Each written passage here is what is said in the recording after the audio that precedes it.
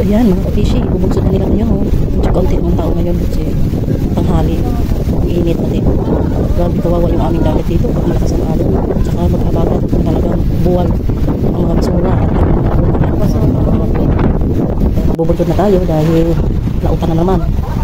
Ngayon tinanghali po tayo magbunsod. Gawa ng sa umaga malaki po ang alon, malaki pa ang tubig. Kaya ngayon tanghali, so ngayon pa po na bunsod natin ano.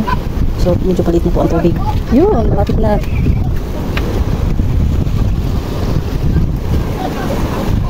Lapit na.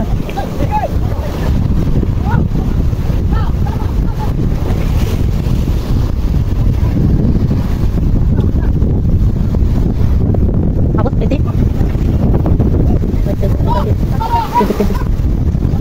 Mga 25. Natutulak yung ano, palang.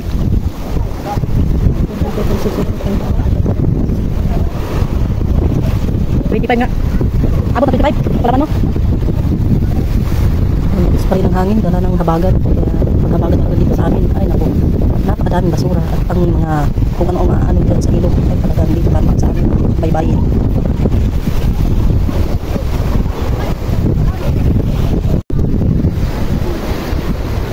Malapit na. Ayan, nakalutang na siya. So yan, nagibas ng tubig. So nakapagpatuloy na silang maggayat. God bless. Thank you for watching.